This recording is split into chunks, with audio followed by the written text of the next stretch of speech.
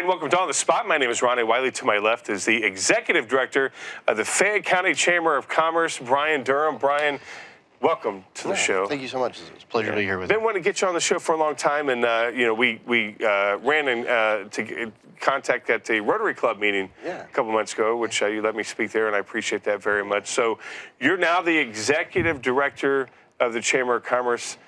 A very young executive director, but you said you're not the youngest. I am not the youngest. Katrina Bailey was the youngest. I think she was 3 years younger than me when she started that job. She was there for 17 or 18 years.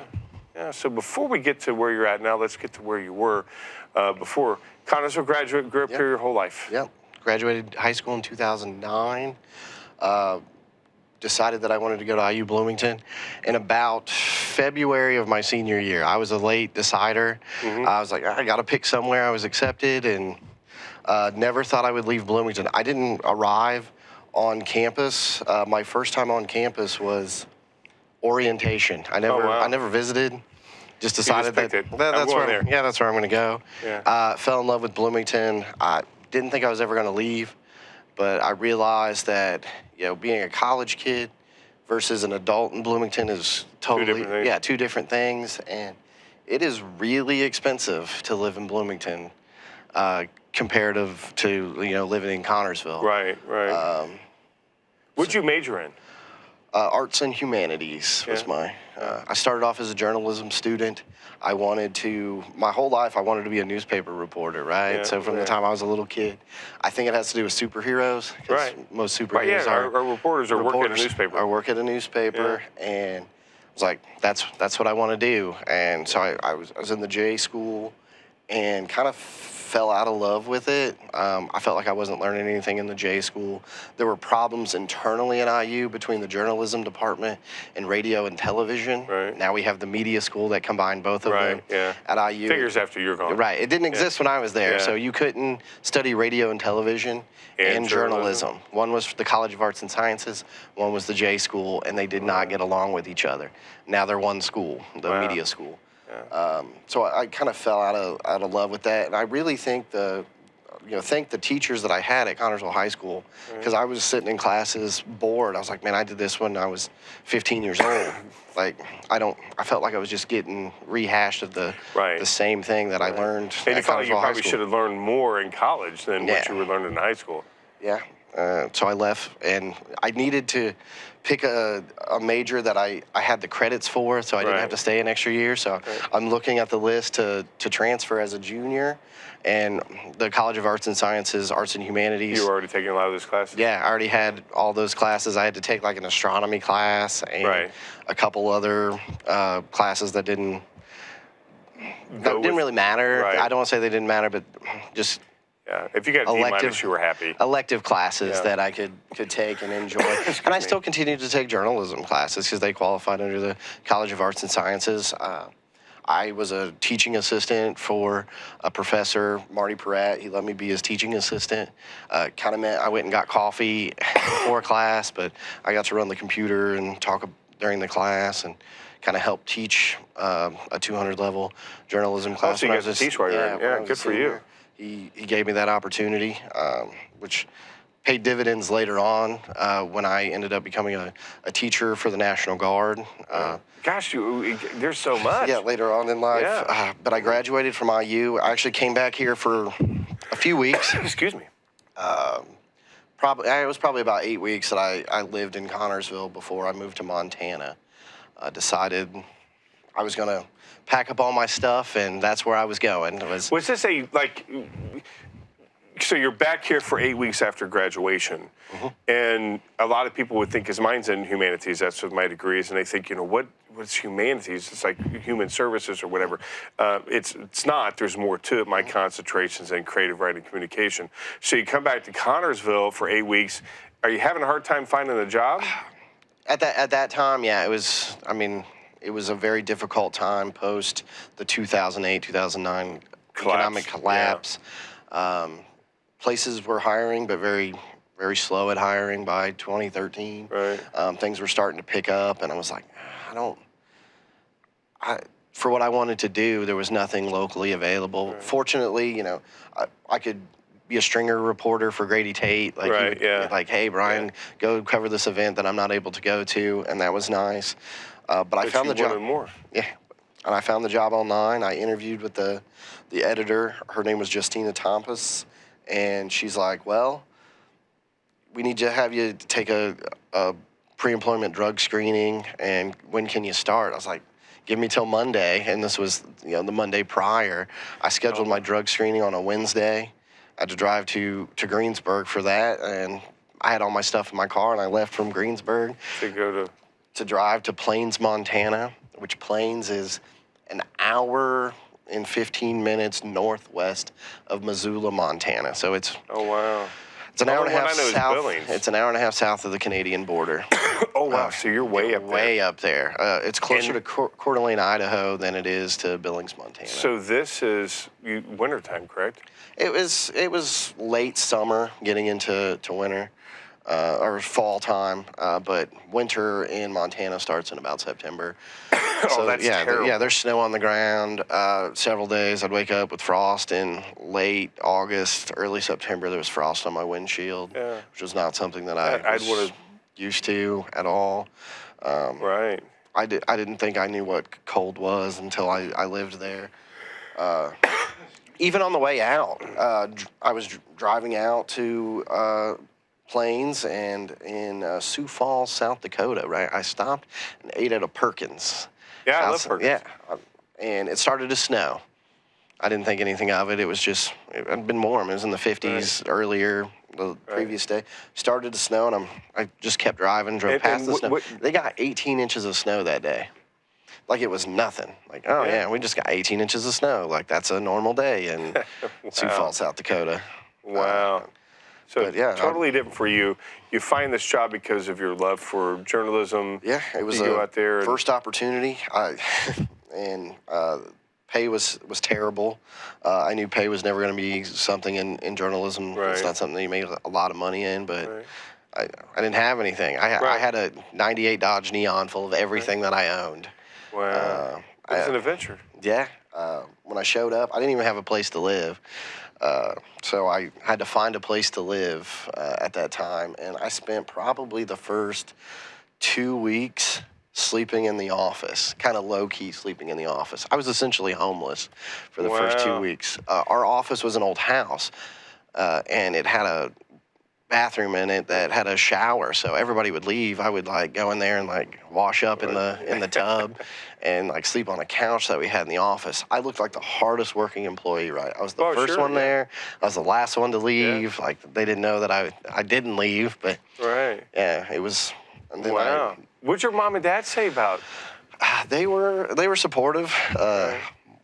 Kind of reluctant, their baby was driving across the country by himself and into the unknown, essentially.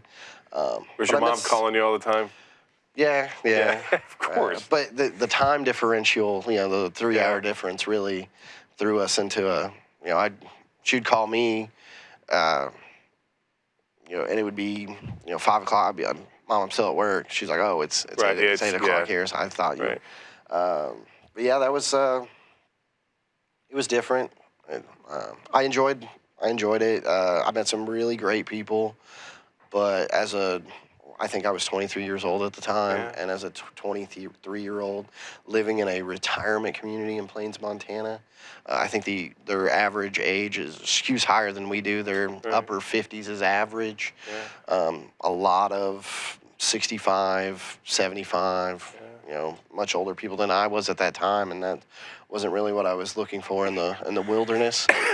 But I got to do some interesting things. I never thought I would, go on a cattle drive. I never thought in my whole life that I would pretend to be a cowboy on cattle drives. You got to go on one of those. Yeah, I got to like city slickers. Very, very similar. Yeah. Wow. I met some people like, hey, have you ever been on a cattle? No, I've never been on a cattle. Have you ever been on a horse? Which I had been on a horse before, so I can ride a horse. So they're like, come on with us.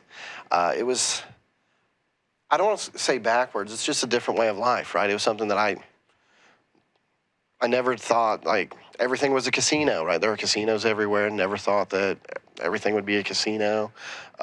So all the restaurants were also Was this like bars. an Indian reservation too? Something like No, that? well, there was the reservation. So the Salish and Kootenai Reservation, I lived on part of the reservation, and there was tribal government, and then there was non-tribal government, and trying to understand, because that's not something I had ever had to deal with in my entire life, trying to Right. understand the tribal government and non-tribal government.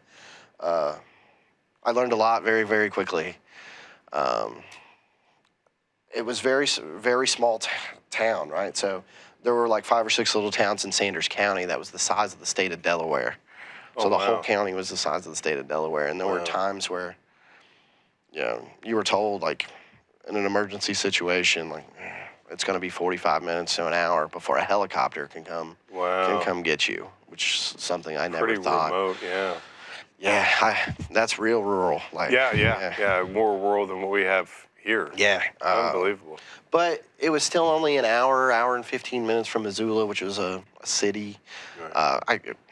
They call it a city. It's not much bigger than Richmond, Right. but it has everything. It has everything. Like, if you wanted to go to a Walmart, you had to go to Missoula. If you wanted to go to any type of shopping, you had to go to Missoula. So this was an education in and of itself. Yeah, absolutely. And I appreciate my time there. Like, my wife and I actually, we went to Montana for our honeymoon before we got married. So we had there's a very narrow window. Honeymoon before you got married? Yeah. Well, there's a very narrow window when you can visit Glacier and it not be snow covered. Yeah. So we tried to make it in that window, and wanted to go up going to the Sun Road and all of that.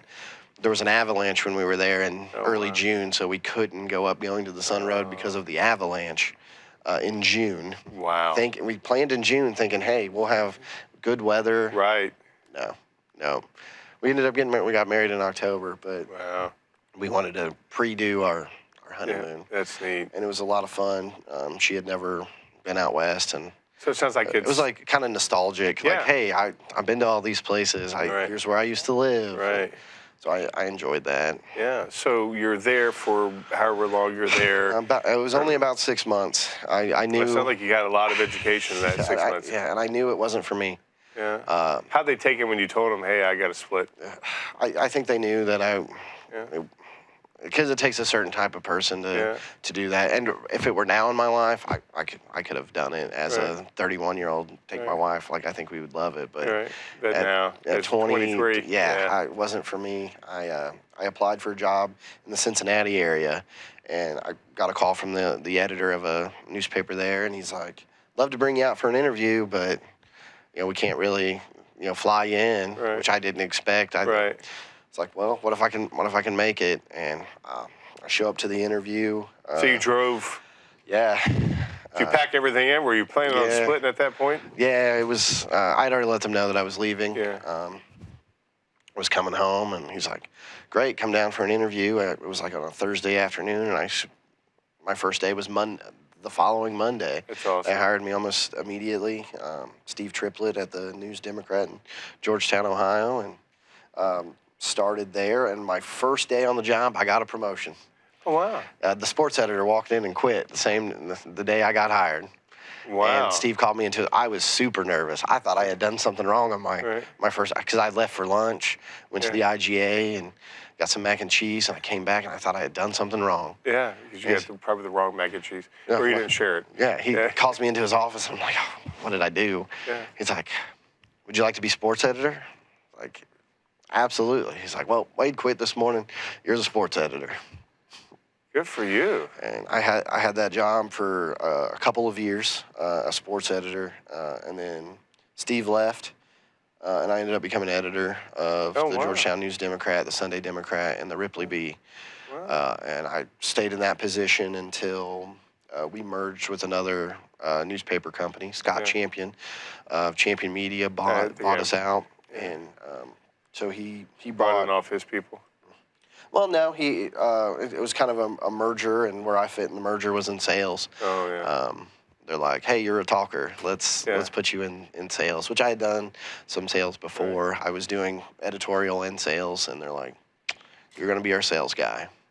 And I held that position until an opportunity came at Whitewater Broadcasting. And I interviewed with Stephen Clark and Steve Fry, whom I know you know Steve Fry. Yeah, I know Steve very well. Or did. And I didn't get the job the first time. And 2 weeks later, I got a call from Michelle Bottomley offering me a position in Connersville. And in July of 16, I packed up my stuff and I moved back. And this time I didn't have to be homeless, right? Right, so I crashed. Were you homeless in Cincinnati? Yeah, for a while. I slept in the office there for a while. Yeah, so this is your first job that you've ever had. You didn't have to be homeless. Yeah, until I found a place to live. And, I moved back with my parents, and not a week later, I found a house for rent close to them and moved in. And, been back in town ever since. It's funny because when we talked at the Rotary Club, I've known you since you were a little kid, coming and running around at the bowling alley with your dad, which you just love your mom and dad. You're just great people. And to see where you're at now and to hear, I was not aware that you moved to Montana. Yeah. Or the editor position at that newspaper in Georgetown. Yeah. I just remember seeing you at the Whitewater Broadcasting. Yeah, when I moved back to town. When you moved back to town, and I had never knew that you had left at any time. So you're one of those cases of the kids who had left, but you got brought back. Yeah. Was it different when you came back? I mean, obviously you left as a 20-something, 23-year-old kid. Now you're a little bit older. What was the difference? When I interviewed with Steve Fry for the position at Whitewater, I could see the changes in the economy here in the region. Region 6 is and who at 20-something years old looks at the economy of a place that they go move to? You. Yeah. That's awesome. I started seeing the hiring signs and the staffing agents desperate to find people, and I'm like, wages started to increase. I'm like, man, there's getting ready to be like a lot of stuff happening here. Thinking regionally, not just Connersville, but what's happening in Decatur County and Rush County and Wayne County, Union County, Franklin County, and Fayette County. Seeing this, I saw the writing on the wall, right? I could see like things are going to start to grow and happen, and I wanted to be a part of that in some form or fashion. And I thought, working in radio in the sales department allowed me to be part of that, and very fortunate that Dave Rogers was very pro-community, allowed me to be involved in the community in several different things, including the chamber. Yeah. As an employee, I served on the United Way board. Dave is a former director of the United Way here in Fayette County, and he was just so supportive of anything that I wanted to give it a go at, and that opened other doors for me. When I left the radio station, I took a job at the state. I worked for the Indiana National Guard for a while as a teacher. And when I left, I wasn't looking for the job as executive director. I had gotten an email that Gertrude was, the end of the year was her, and I was like, I'd love to have that job. So I sent an email asking, what are the details to apply for the job? What are the qualifications, all this. I sent in my resume, and I interviewed it was either 2 or 3 times with the Chamber Board of Directors, and they offered me the position. I was happy to take it last December, and my first week there, I got coronavirus, unrelated to I ended up with COVID, so my start didn't really happen until the first of the year. But since January, I mean, I think we've hit the ground running, trying different things. I was able to complete a project that was started by my predecessor, Gertrude. We finally got the Welcome to Connersville signs installed. It took some time to do that. Very nice. I had them for a while, but my schedule with Rob Wilson just didn't work out. Then, I went and got married and had a second honeymoon, it just didn't work out to get those done. But we finally got those completed. Working on 2022 more seminars and classes for our members. I was talking to the Small Business Development Center, and I was like, I think one of the problems is we focus so much on how to start a business, but not how can we save you money in operating your business. What are some some things that you don't know. I'm a believer that everybody's ignorant, right? You don't know what you don't know until you have the opportunity to learn something. And I'm all about helping people save money. That should be the number one goal, saving money. Is that your primary as the executive director? Why would a new business want to join the Chamber of Commerce? At our office, I help through an entire process of getting your business off the ground. If you come to me with an idea, if you need, well, how do I register my business? How do I fill out the paperwork to become a business? Do I need a retail merchant certificate? Am I in an area? Can I operate my business out of my home? Do I need a permit? Home occupancy permit. Is this building available? What do I have to do to get this building up to code? Is this a Class 1 structure? Do I need a design release from the state? Do I need a change of use for this building? Lots of stuff. And fortunately, thanks to Harold Gordon for putting me on area planning, I would not have any of that information. Like, I wouldn't know any of this stuff without. That's another thing, you were on the area. Yeah. Without being on area planning and learning that stuff. And we have a very knowledgeable director at area planning. Bill is a wealth of knowledge, so I'll ask him questions all the time to explain it to me. That way I can know what I'm talking about. So you guys offer a lot more support than just, hey, you have your name in our booklet and we have dinners and stuff. I mean, if there's questions that the new business owner has, or even the people who's been in business for years, business owners have, because things change, monies may become available, you're the guy they come talk to. We had some COVID-19 relief money that the redevelopment commission had, which I serve on the redevelopment commission as vice president, and I was able to, hey, there's potential money available. All you have to do, fill out this application, send it out to our members so that money was available for us to grant out for hiring people who may have lost jobs during COVID to help retain jobs. So we were able to dispense that information.